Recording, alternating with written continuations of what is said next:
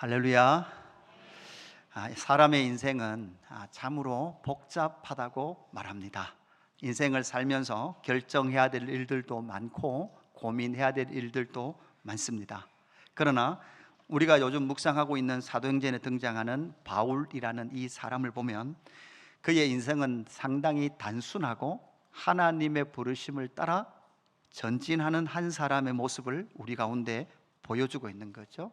복잡한 우리의 삶, 선택과 결정이 넘쳐나는 우리의 인생임에도 불구하고 바울이라는 그 한 사람을 통해서 한 인생이 얼마나 명확할 수 있는지, 한 사람 인생이 그렇게 복잡하지 않고 하나님의 부르심 앞에 섰을 때 너무나 심플한 그 삶을 살아가고 있는 한 사람을 우리에게 소개시켜주고 있습니다. 사도행전 20장 24절에 그래서 바울은 이렇게 말하죠. 내가 달려갈 길과 주 예수께 받은 사명 곧 하나님의 은혜의 복음을 증언하는 일을 마치려 하면은 나의 생명조차 조금도 귀한 것으로 여기지 아니하노라. 아멘. 그러면서 지도를 보시면 바울은 이제 그가 갔던 그 길, 지금 오늘 본문은 이제 밀레도에서 마지막 에베소 장로들을 만나서 유언과도 같은 마지막 설교를 한 이후에 두로와 가이사라까지 가는, 그리고 곧 지나면 예루살렘에 가서 체포되는 상황까지 이어지고 있는 본문입니다. 바울은 지금 예루살렘에 가면 자기가 포로로 체포될 수 있는 그런 가능성이 있다라는 많은 사람들의 말을 듣습니다.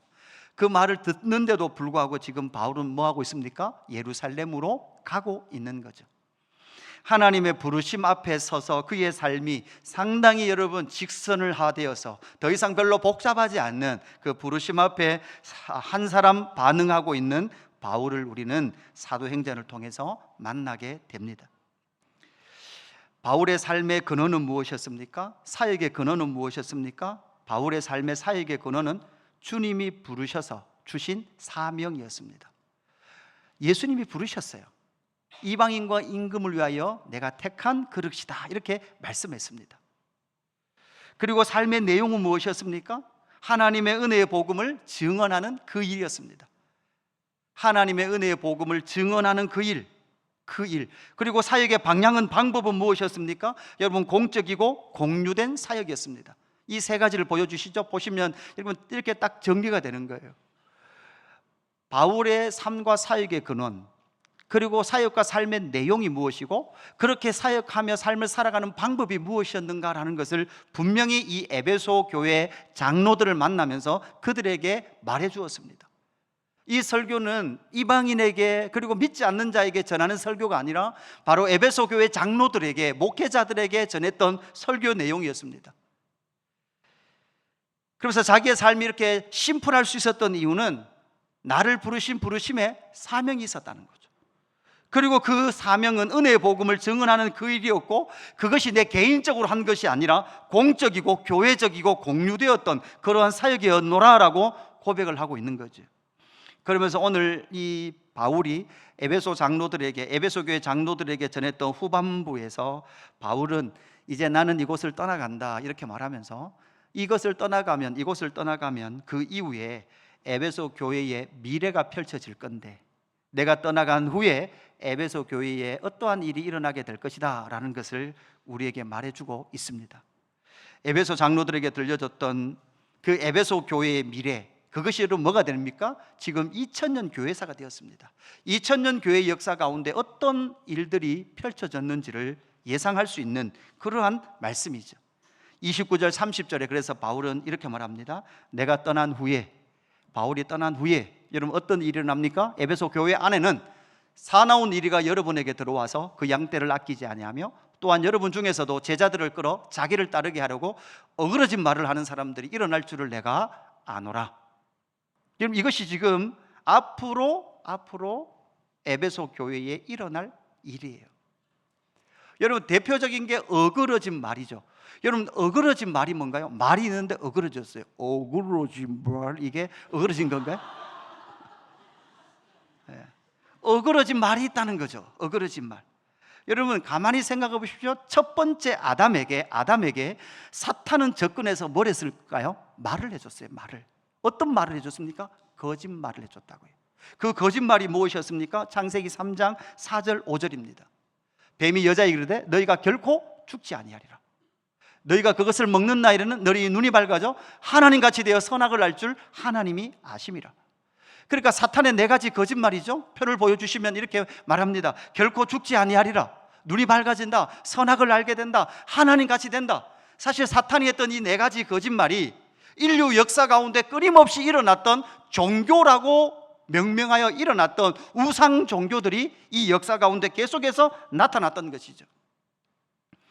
그러면서 그 사탄의 거짓말에 노출되어서 이러한 두려움 속에서 액땜, 사주팔자, 주술, 부적들을, 음양오행들을 만들어내면서 끊임없이 사람은 죽지 않으려고 눈이 밝아진 채 선악을 스스로 구분하려고 결국은 여러분 뭐가 되려고 하나님 같이 되어서 하나님처럼 인생을 살고 싶어 했던 그것이 바로 첫 번째 아담이 어그러진 말에 노출된 그 거짓말에 노출된 종교로 이 세상은 물들어 버렸던 것이죠.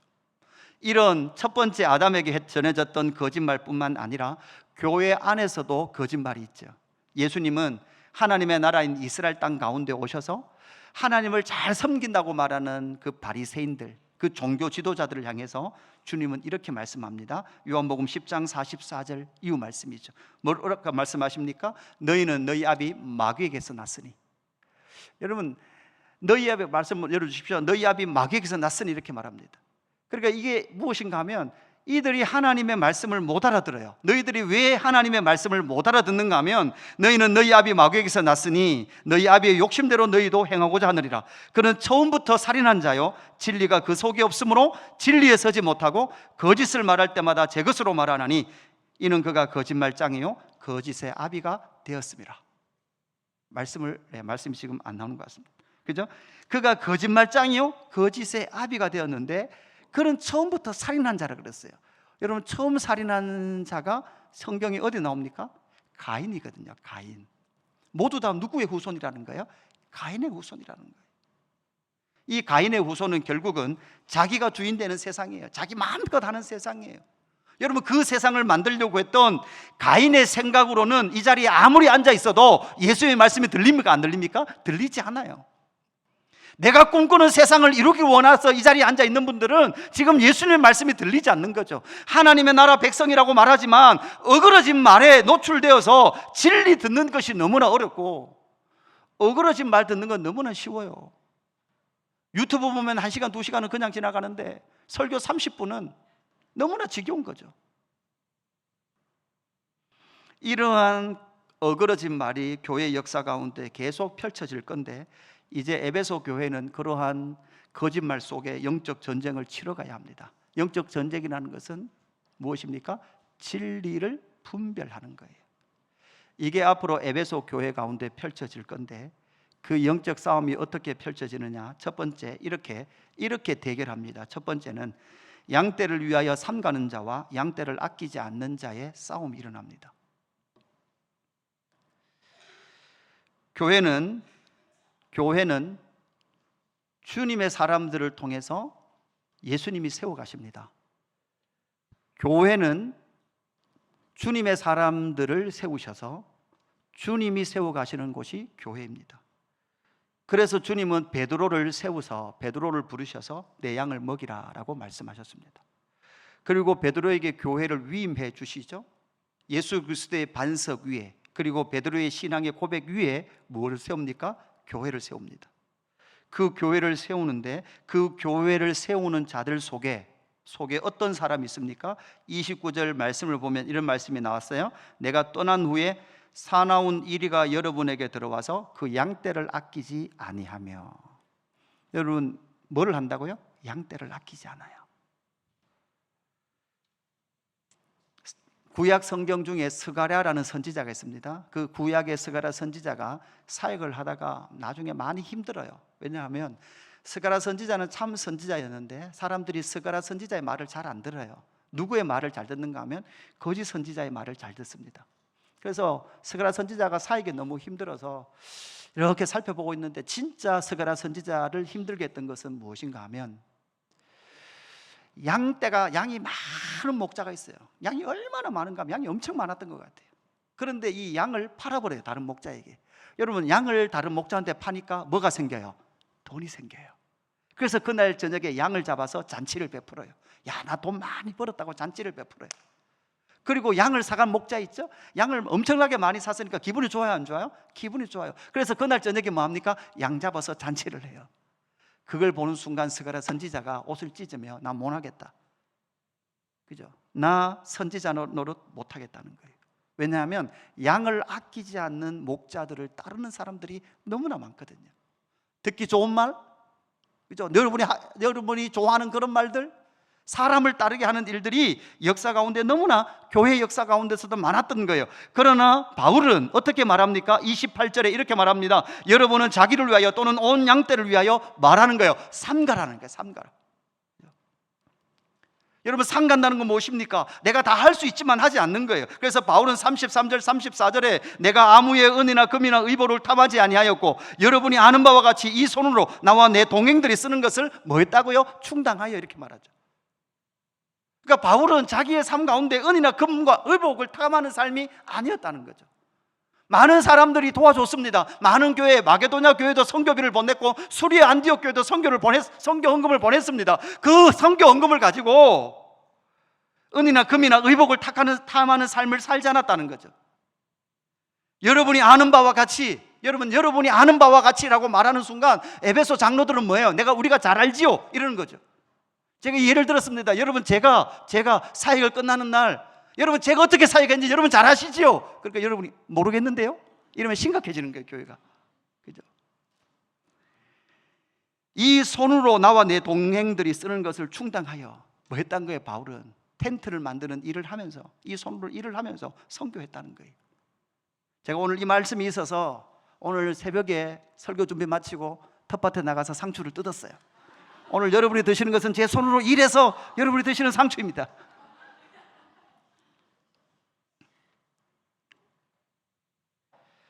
목회자의 삶, 감독의 삶, 장로의 삶이 이래야 될 이유가 무엇입니까? 삼가야 될 이유가 무엇이었습니까? 여러분, 바울은 이것을 고린도전서 9장 19절에서 이렇게 말합니다. 내가 모든 사람에게서 자유로우나, 내가 모든 사람에게 자유로워요. 그죠? 여러분, 왜? 진리를 알지니 진리가 뭐 한다고요? 너희를 자유케 하니까. 여러분, 우리는 모든 사람에게 자유로울 수 있어요. 여러분, 목사라고 꼭 이래야 될 이유가 있습니까? 없을 수도 있어요. 그렇지 않아도 될 수도 있어요. 그런데도 불구하고 스스로 모든 사람에게 종이 된 것은 더 많은 사람을 얻고자 함이라. 무엇입니까? 더 많은 사람은 어떤 사람입니까? 예수의 사람을 얻고자 자기의 자유를 스스로 제한한 사람이 누구예요? 바울이었다는 거예요. 이게 참 목자라는 거예요. 이게 삼가는 사람이라는 거죠. 내가 모든 것을 할 수 있습니다. 모든 것을 할 수 있고 더 할 수 있습니다. 더 할 수 있음에도 불구하고 스스로 모든 사람에게 종이 된 것 같은 이유는 예수의 사람을 더 얻고자 자기는 이 삶을 살았노라라고 말하고 있는 거죠.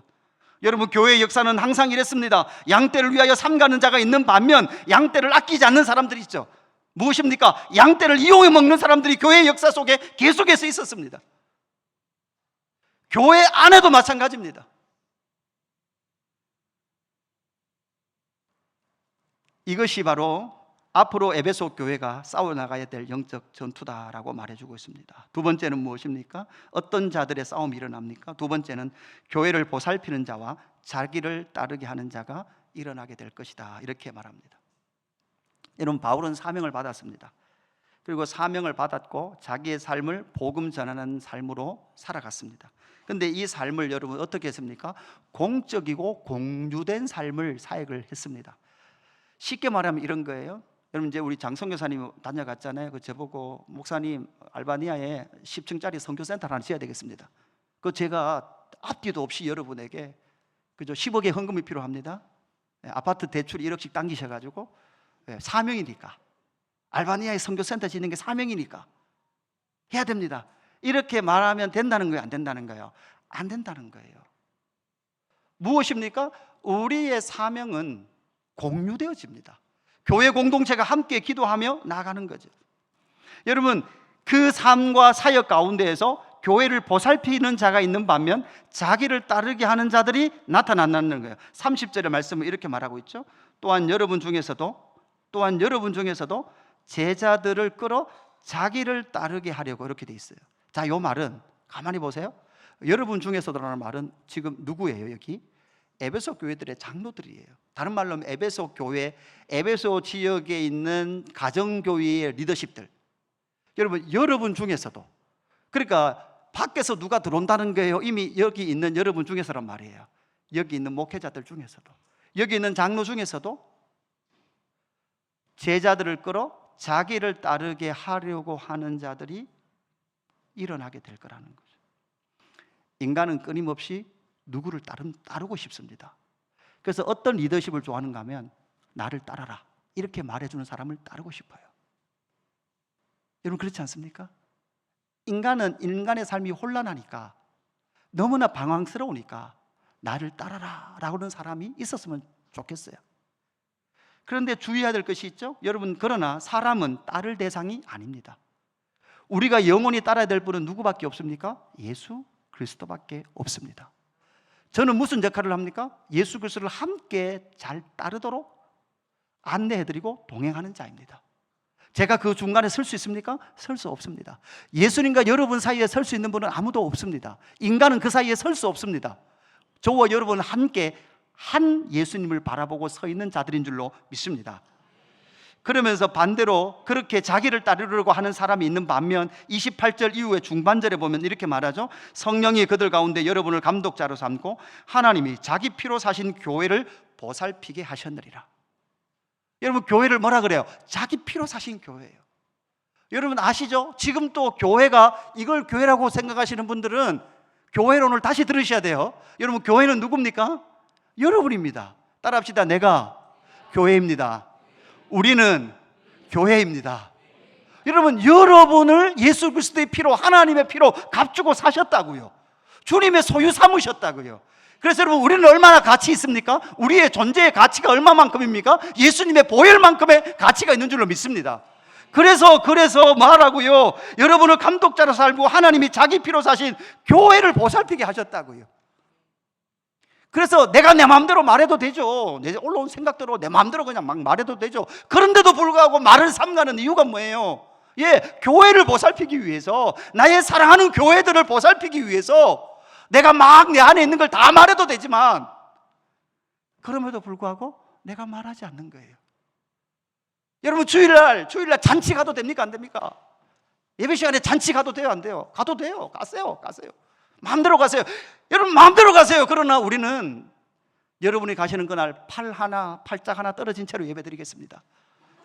다리 한 짝 떨어진 채로 예배 드릴 테니까 마음대로 다녀오십시오. 왜요? 교회를 보살피니까. 교회가 교회되게 하시는 그 모든 능력들에 예수의 피 흘리심의 그 공로에 사랑이 이 교회 가운데 나타나 있기 때문에 그러하다는 거예요. 아무리 말해도 이걸 잘 못 알아들어요. 그래서 바울은 디모데후서 2장 10절에서 바울의 마지막 편지지 않습니까?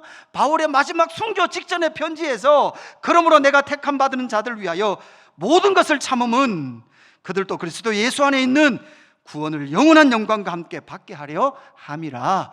아멘. 모든 것을 참으면. 내가 왜 참아야 되냐고요? 목사도 뭐 할 말 없을까요? 할 말 있어요. 근데 왜 참아야 되냐고요? 왜 참아야 되냐? 그리스도 예수 안에 있는 구원을 영원한 영광과 함께 받게 하기 위하여서 참아라. 언제까지 참아요? 살 소망이 끊어진 그 순간까지도 참아요. 내가 이거 한마디 하면 속 시원하겠는데 참더라는 거예요. 세 번째, 어떤 전쟁을 치러 갑니까? 눈물로 각 사람을 훈계하는 자와 어그러진 말을 하는 사람이 교회 가운데 계속 나타날 거라는 거예요. 바울이 교회를 사랑하는 방법이 무엇이었을까요? 바울이 교회의 성도와 지역 교회를 사랑하는 방법이 무엇이었을까요? 막 성교 헌금을 많이 보내주는 거였을까요? 막 건축 헌금 부족하면 막 이렇게 보내주는 거였을까요? 바울은 자기가 교회를 사랑하는 방법을 이렇게 말을 하고 있습니다. 31절 32절. 그러므로 여러분이 읽게요, 내가 3년이나 밤낮 쉬지 않고 눈물로 각 사람을 훈계하던 것을 기억하라. 여러분 뭐 했다고요? 3년이나 밤낮 쉬지 않고 눈물로 각 사람을 훈계했대요. 이게 바울이 교회를 사랑하는 방법이었어요. 그 뒤에 말씀이 뭐 나옵니까? 32절 같이 읽습니다. 32절 시작. 지금 내가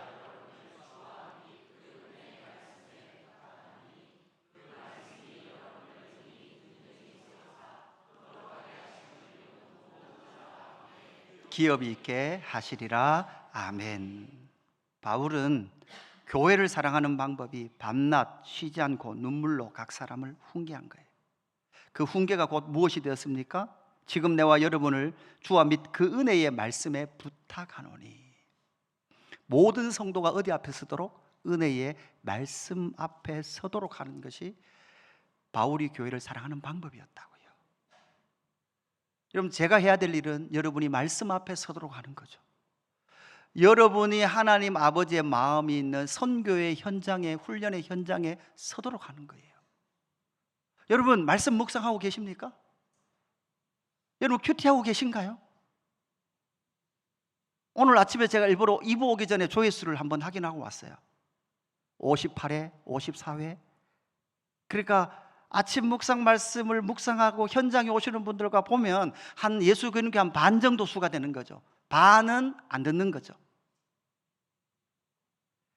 진리의 말씀에 언제든지 내가 노출되어지고 그 은혜의 말씀이 여러분을 능히 든든히 세우사 거룩하게 하심을 입은 모든 자 가운데 기업이 있게 할 거라고 눈물로 밤낮 가르쳤음에도 불구하고 너무나 쉽게 어그러진 말을 하는 사람들에게 교회가 넘어가더라는 거예요. 넘어가면 안 되는 이유가 뭡니까? 디모데후서 2장 25절 26절 이렇게 말합니다. 거역하는 자를 온유함으로 훈계할지니 혹 하나님이 그들에게 회개함을 주사 진리를 알게 하실까 하며 그들로 깨어 마귀의 올무에서 벗어나 하나님께 사로잡힌 바 되어 그 뜻을 따르게 하려 하실까 함이라. 그러니까 여러분, 다시 어그러진 말에 넘어가면 여러분 뭐의 올무가 되는 거예요? 네, 마귀의 올무에 매이는 거예요. 여러분의 삶에 매이면 마귀의 올무에 매이는 거예요.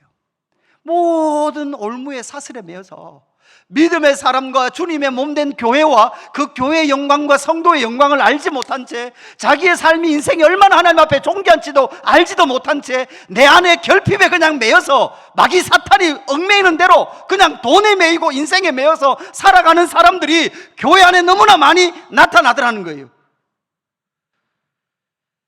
그래서 어그러진 말을 해주는 사람들이 교회 안에서 계속해서 2000년 역사 가운데에서 계속해서 일어났습니다.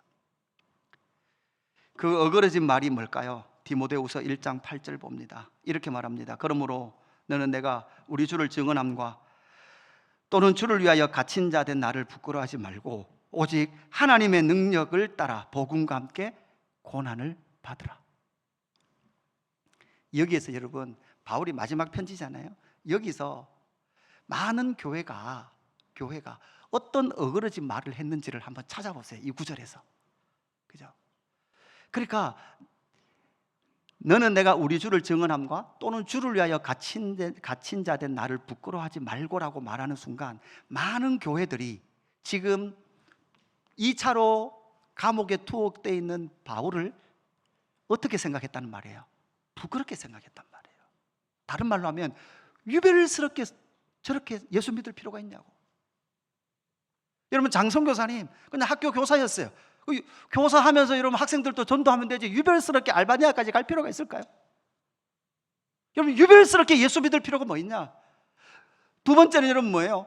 그죠? 복음과 함께 고난을 받으라는 거죠. 지금 예수 믿으면 잘 되고 예수 믿으면 복 받아야지 바울처럼 예수 믿으니까 뭐 됐다는 거예요? 감옥에 투옥된 거 아니냐? 저건 부끄러운 것이다 라고 말하고 있는 교회들이 있더라는 거예요. 여러분, 예수 믿으면 복 받습니까? 여러분, 복 받습니다. 어떤 복 받습니까? 하늘에 속한 모든 신령한 복을 받습니다. 이 땅에 보이는 물질의 복으로 우리의 하나님의 사랑을 평가하고 가늠할 수 있는 규칙이 있습니까? 없습니까? 규칙이 없더라는 거예요. 이게 성경이 말하는 거예요. 11조 하면 30배, 60배, 100배 록펠러처럼 부어주시더라면 여러분 다 부자 되셔야 돼요. 이러시면 안 되는 거예요.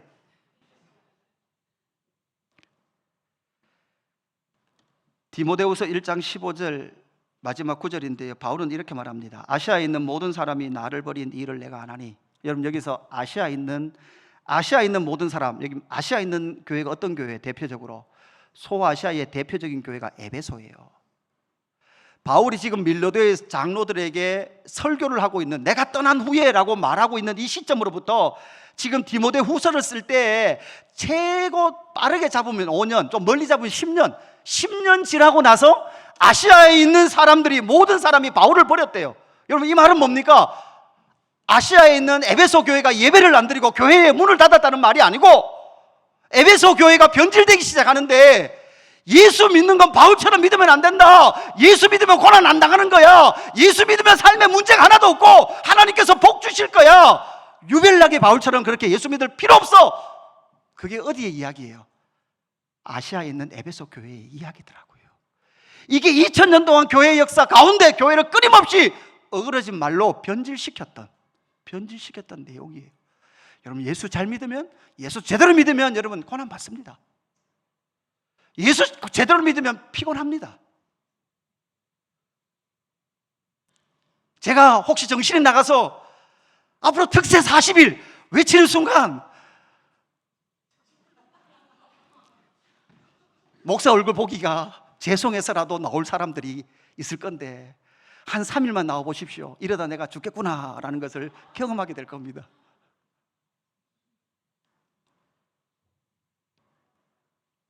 말씀을 정리합니다. 내가 떠난 후에